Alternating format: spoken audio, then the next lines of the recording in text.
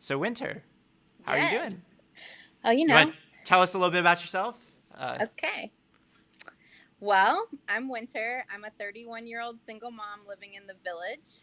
And I never thought I'd be running for office.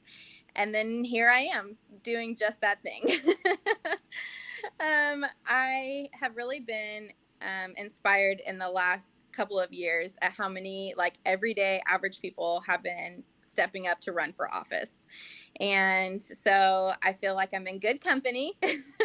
I'm seeing a lot more moms, a lot more just everyday people who are like, you know what, I have something to offer, so I'm going to run. And that's kind of the group I hope to associate myself with. It's just everyday people.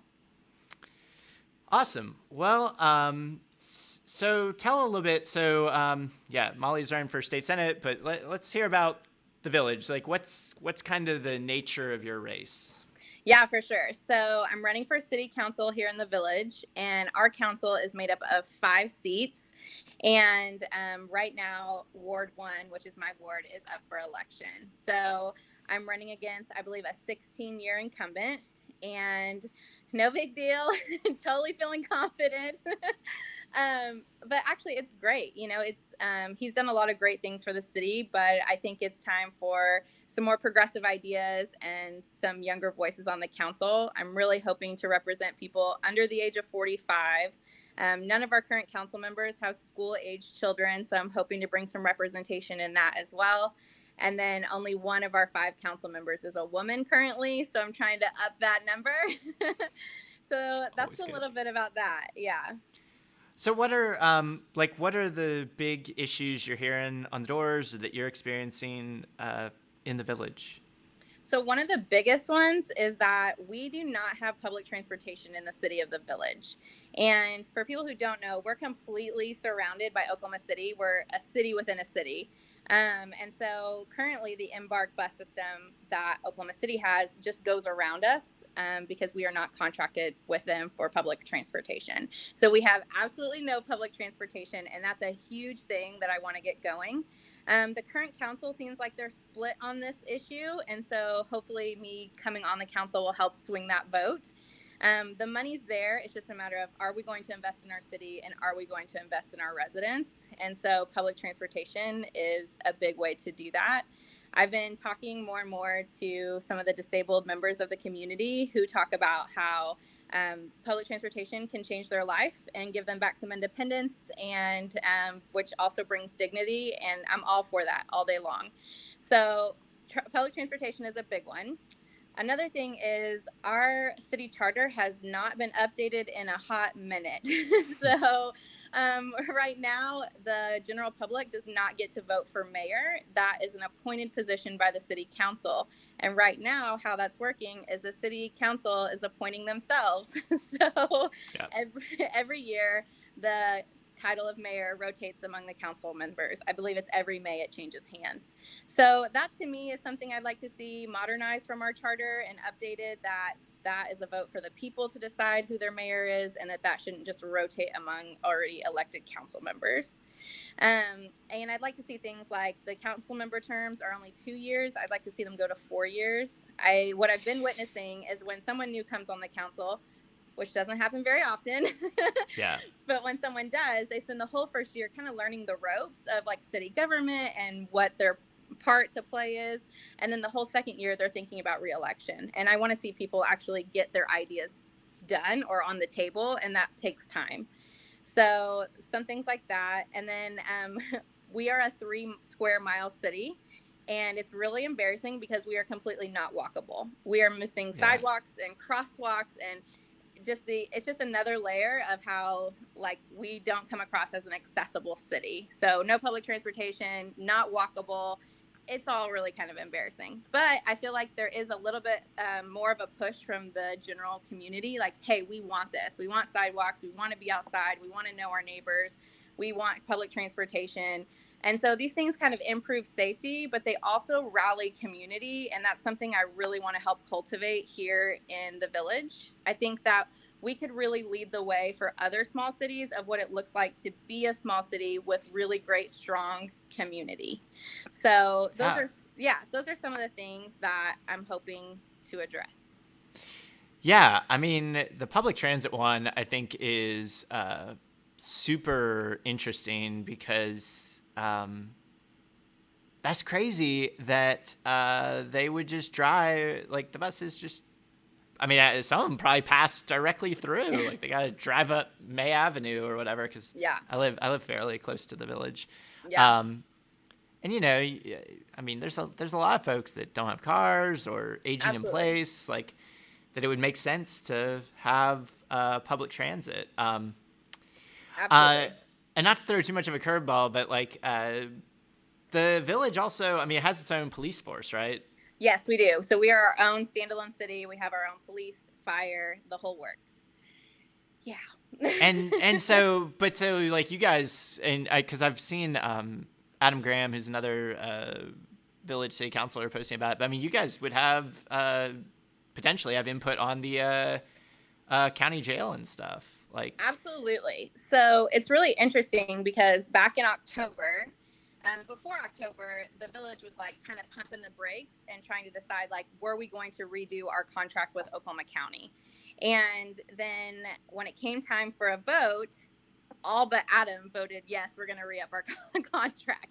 So even though before that they were like, hey, let's really review this, when it came time for a vote, we went with Oklahoma County. And now we're seeing all these things hit the news, right? About what's going on there, the conditions there, which isn't actually news. Like this stuff has been happening. It's a mess, to put it lightly. And so now here we are in contract with somewhere that honestly is not safe. It does not provide dignity or well-being to anyone involved in that situation. And now we're in contract with them. So if elected next week, I would take office in May. And one of the first things I would want to do is review our contract and see how it's possible to get our people out of there and somewhere safe and clean and dignified. I don't care if you are at home or in jail. If you're a neighbor, you deserve safety and to be treated humanely, no matter what. And right. we're not seeing that coming out of county. And so I would definitely stand with Adam on that issue 100%, because most people don't realize that. They just assume if you're in Oklahoma County, that's who you have to contract with. And that's not true at all.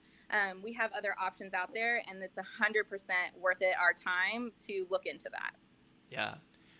So we got a question on Facebook, and I know you and I talked about it. The bond issue hasn't been completed. Aren't sidewalks planned for south of Britain? Do you know when do you know anything about the bond for the village? Like when they're putting stuff together for that? So it's a multi-layer plan, and there are some sidewalks coming south of Britain. It isn't like completely like all streets south of Britain will have sidewalks.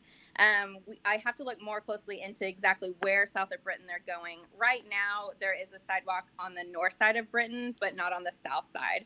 And even if we are bringing sidewalks slowly, what's happened is everyone south of Britain that I've been talking to, and I'm telling you like 90% of the people south of Britain that I have talked to have said that they completely feel left behind by the city because they're usually the last to get the improvements, if they get them at all. And they're looked at kind of as just the renter area of town. And somehow that has translated to they deserve improvements or investment last. And that's absurd. We all pay, our sales tax. We all live here. We want to thrive here. And so especially with south of Britain being some of our oldest roads in the city, like my road is one of the absolute oldest streets here in the city, and it was just repaved for the first time this year.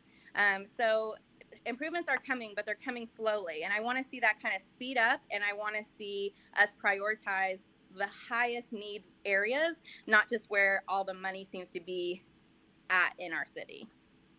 Yeah, I can't speak to the village bond, but I can definitely tell you in like the Oklahoma City bonds, there is some crazy stuff packed into those things. I mean, like majority of like the street widening projects are happening out where literally nobody lives. I mean, it's like for development on the edge of the city.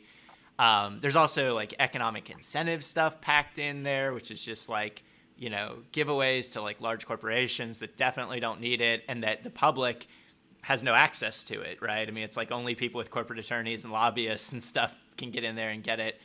Obviously, I would expect the village to be a lot simpler, smaller budget. But Yeah. I do think you'd be amazed, like once you dig into the details, like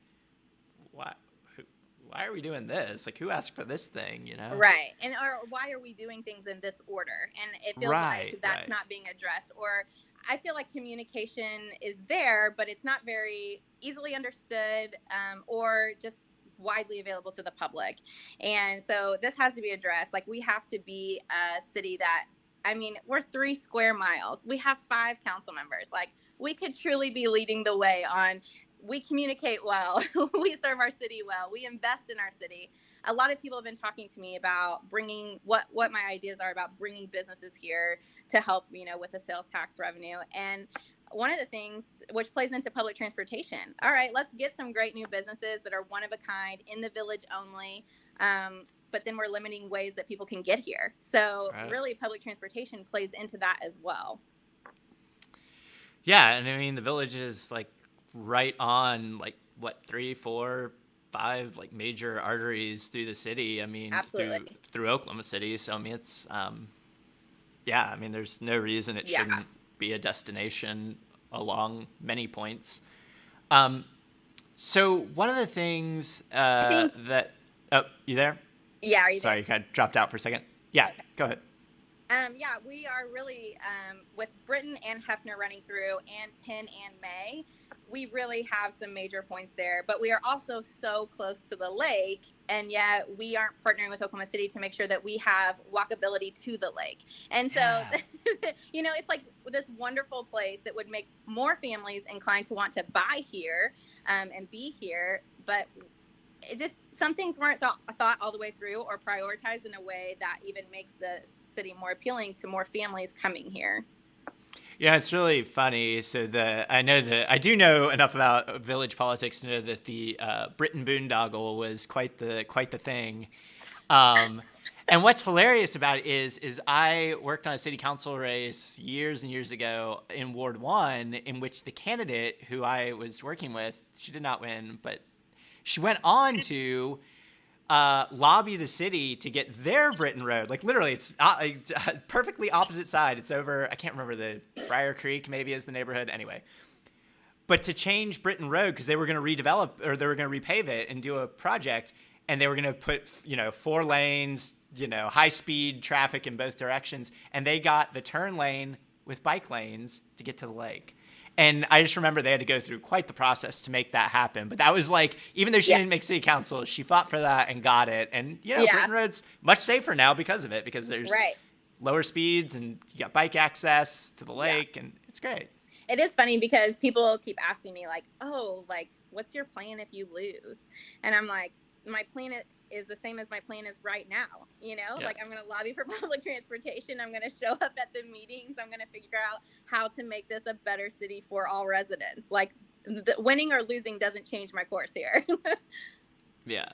Yeah. And so, I mean, I think what's interesting too about, having to lobby for these like quality of life things like sidewalks or bike lanes or public transit or whatever Yeah.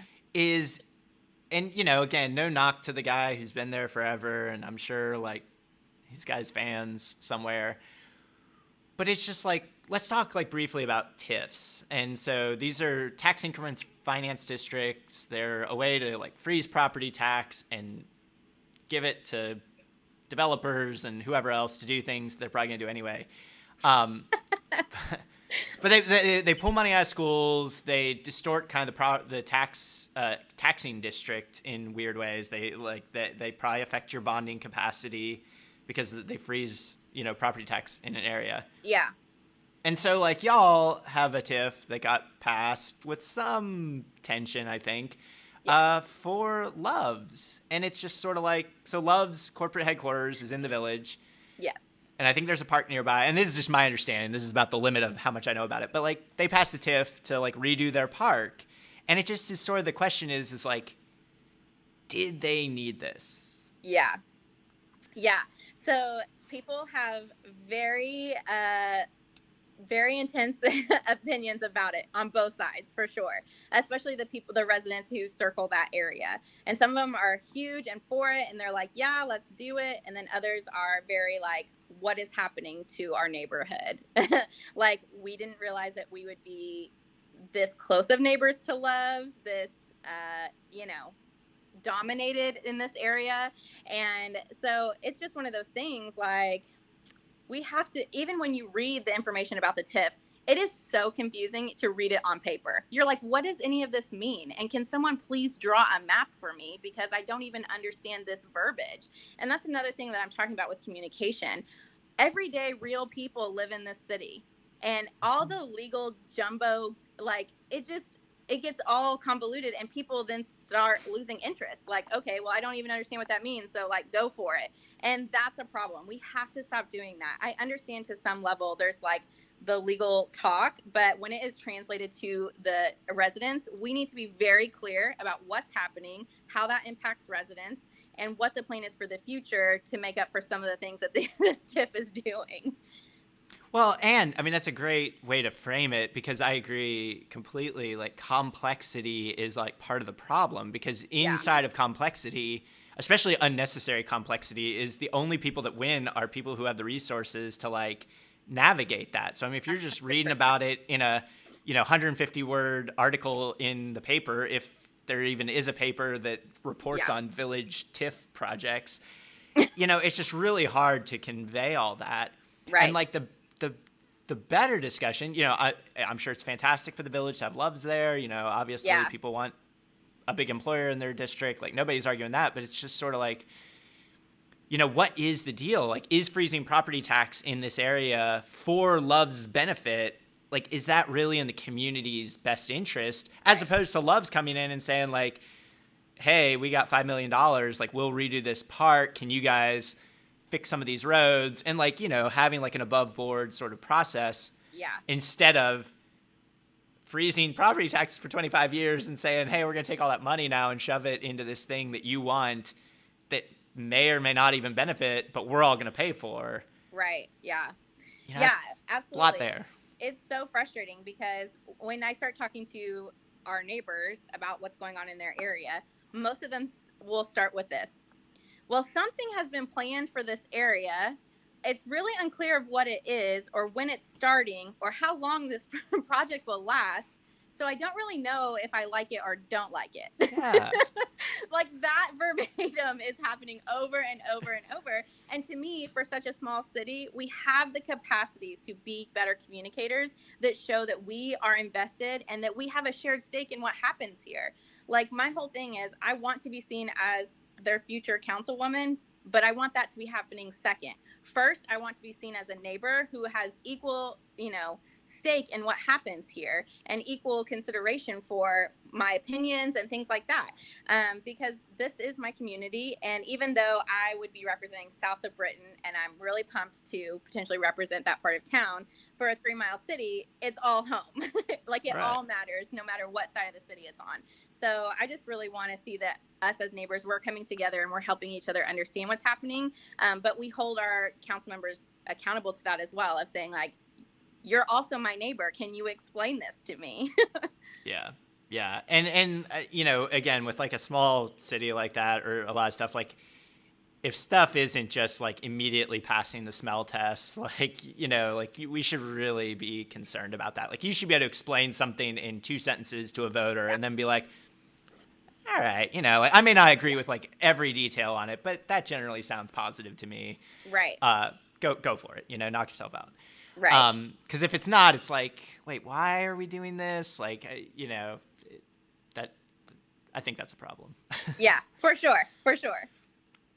So to jump back a little bit, because municipal politics is just a personal fave of mine. What I wanted to ask about was like going back to like public transit, quality of life stuff. One thing that cities, because it was mentioned in chat, and I do want to get to it. Cities are mostly funded on sales tax in Oklahoma, which is a huge problem. There's talk about fixing it at the legislature all the time, but that it's not happening anytime soon, that I can tell. But so what it creates though is this like perverse competition between cities to like be like, who can give away the farm the fastest to lure businesses that have lots of sales tax, like grocery stores, right? Convenience stores, whatever, restaurants, things that generate a lot of transactions and create a lot of sales tax. Absolutely. So competition is fine in like who makes the best widget, but I don't think it's good when you're pitting, municipalities against each other or schools against each other, things that like we're not in a competition here. We're in we're all trying to make a better city for ourselves.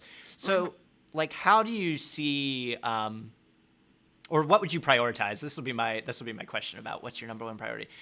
What would you prioritize as far as like quality of life things that are going to do the work of, attracting people to the village or attracting businesses to the village? What would be your priority on that? Oh man, I agree that, we are ran by sales tax. Like that is the situation. And we can want to change it all day long, but until it changes, like we have to exist in that system that's there right now. What's interesting about the village in our 3 square miles is we have 2 grocery stores. We have a Walmart and an Uptown Grocery. And so one of my things is, though I'd like to see more diversity in the businesses that we have here. One of the things that I think is important to notate is that when we have people who are really carrying most of the weight of, like a big employer, with lots of transactions, carrying the weight of bringing in the most sales tax, we find ourselves in positions to always want to accommodate them so they stay. Right. And to me, what I want to use that for is like, we have these great employers and they have lots of transactions and we want to keep them around. So we'll use this time while they're kind of holding things steady to really invest in in bringing other businesses here to make this a more cohesive community, rather than just being like, well, let's just keep appeasing them so they never go, but never think about bringing other types of businesses in. I do think that if this isn't a great place to live, it doesn't matter how much sales tax we get. Yeah. If people don't feel cared for or looked after or that they matter, like what's the point of having a ton of sales tax? You know what I mean? And if people only live here because they have to, because they can't afford to live other places, you know what I'm saying? Like, we want this to be a place where people thrive. And so I want to focus on those things like public transportation, updating our charter, really caring about what we already have, and doing that well, and making sure that people understand what's happening to them, for them, on behalf of them. And so once we get that down, we can address all the other things. And I'm probably way off on this. I'm sure people are watching, they're like, she doesn't know what she's talking about. But as a real person living here, I want to see that the city gives a damn about us and is investing well into what's happening here and into the lives of people here.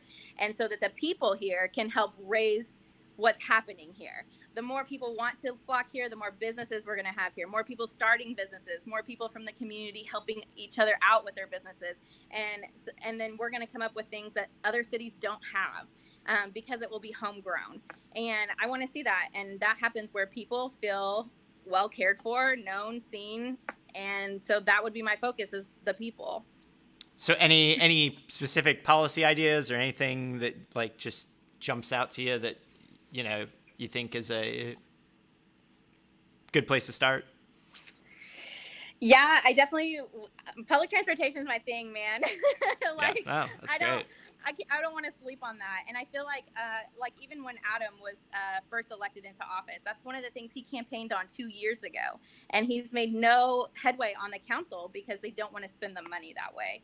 And so that's one of those things. Even Sonny, he's sat on our council, I believe, almost 10 years now. And he's also for public transportation and hasn't been able to get this going. And so I feel like we keep running in circles, like talking about things, but we're not seeing the action on them. So like, let's get public transportation. Let's show our residents, like, we're investing in this city big time because we believe in the growth that will happen in our city.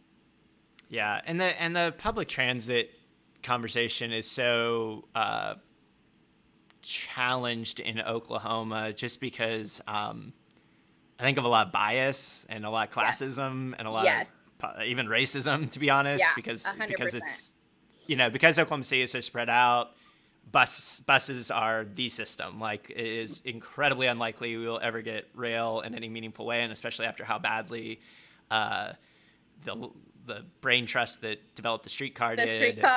Like, that ain't happening, guys. Like, sorry, you've screwed yourselves on that one, and I feel zero pity for you because you did so badly. But buses, on the other hand, make a ton of sense, right? I mean, one, they're a whole lot cheaper in a lot of cases, but also, I mean, we're a giant ass city. Like, we got people, in every direction for dozens of miles. Like we're the third or fourth largest geographic city in the country. Absolutely. And the Village obviously sits right in the middle of it. So it's like being a part of that solution to me goes beyond just whether or not you can like mathematically make sense. Like, well, only, 200 Yes. people from the Village will use it. It's like, it's also part of like just being a decent human, like even if 100%, it's like, even if you never ride a bus in your life, there are people that need it.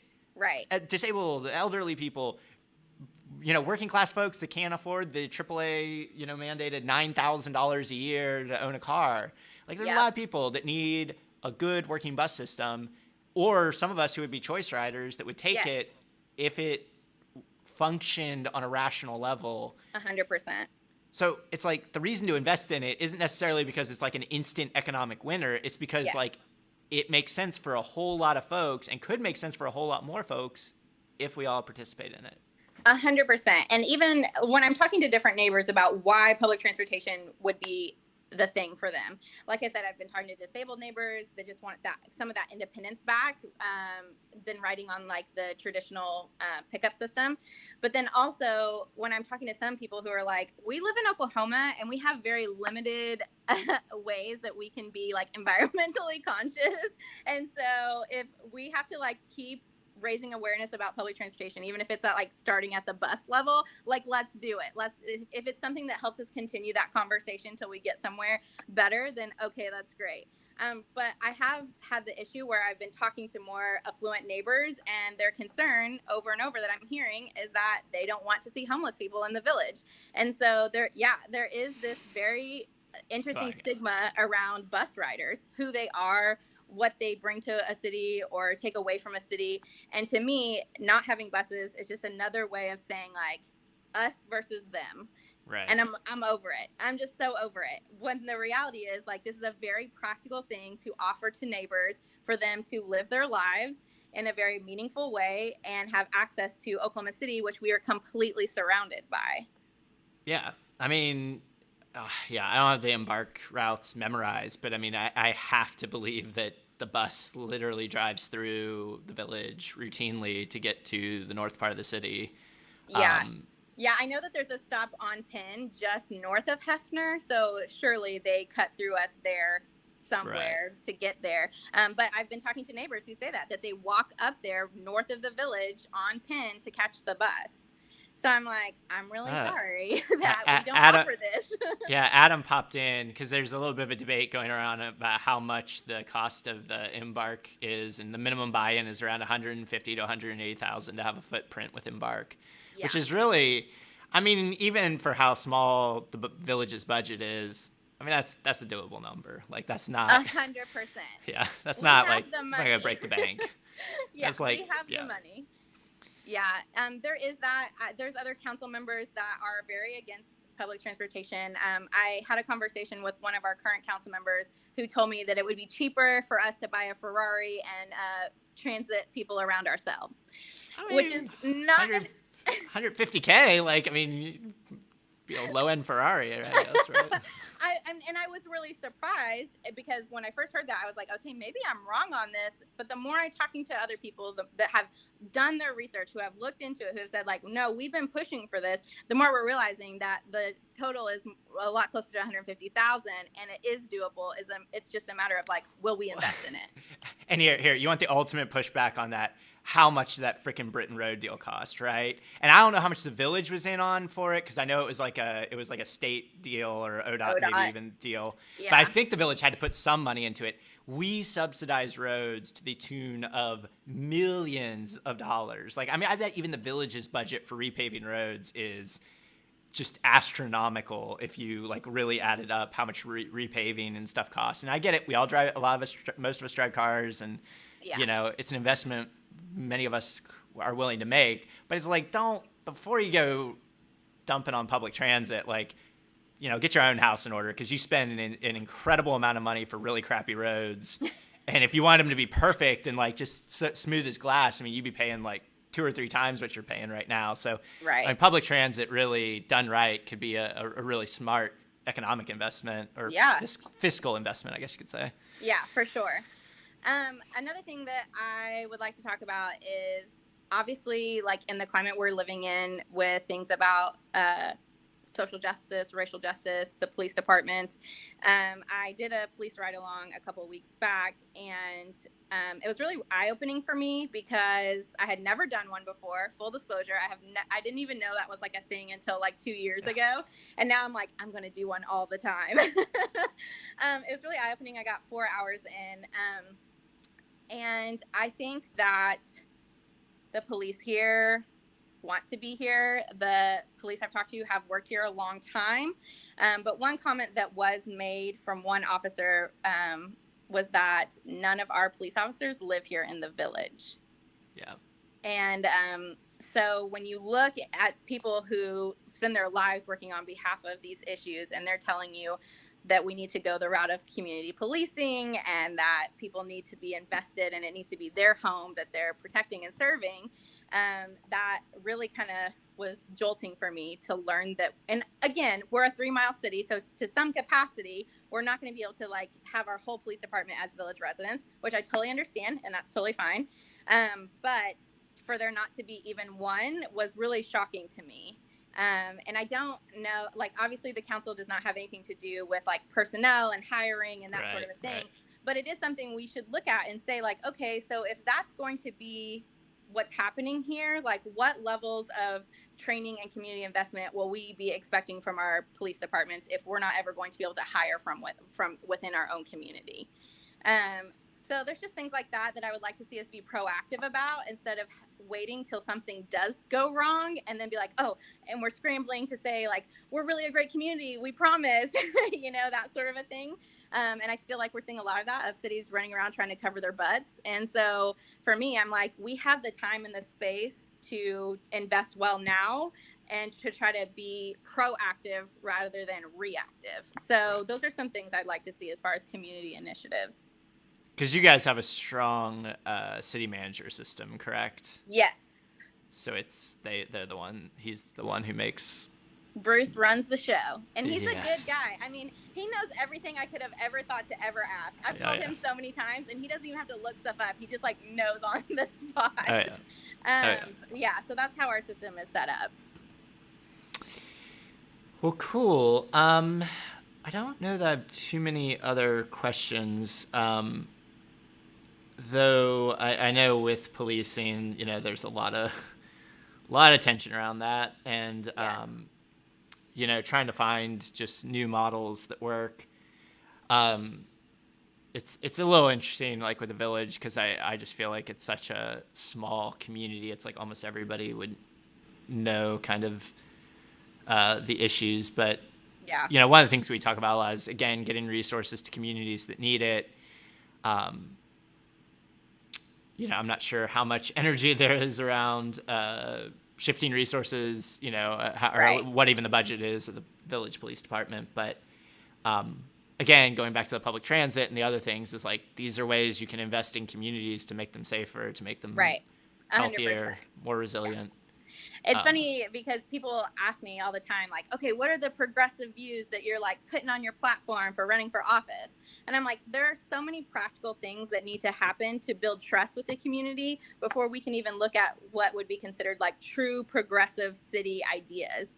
And that's unfortunate because I think that we have the most active council we've probably ever had in the village right now. And they have done so much good. And I've been really impressed with some of the work that they have done. But I just feel like we need to, I don't know how to say what I'm saying. No, I mean, I mean, like, how to action it, make it reality, like, yes. Turn the ideas and the energy into, practical policy, or, what that looks like. Yeah, for sure. Because otherwise, like, because I feel like, and I don't know the village super well. I have knocked doors in the village before, but like, you really have to watch like doing to communities instead of doing with community, like yes. The whole kind of nothing about us without us sort yes. of mentality. Yes. And when your city council hails from like one demographic and doesn't have a lot of diversity necessarily,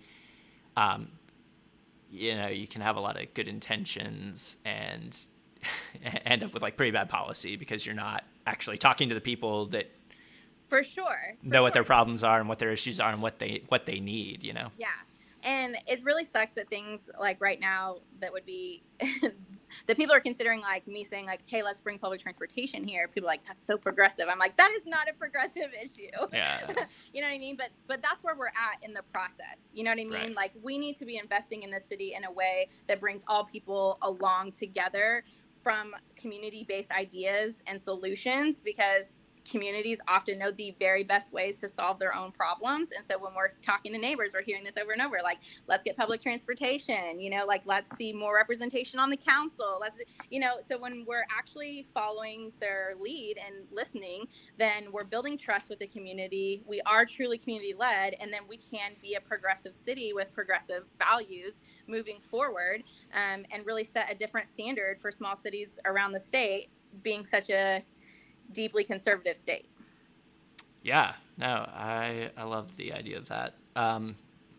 Any, I guess, closing thoughts? We're kind of don't want to tie you up too long, but any closing thoughts about your campaign or anything? Yeah, sure. So one of the things that I've been getting a lot recently is like, what qualifies you to be a city council member?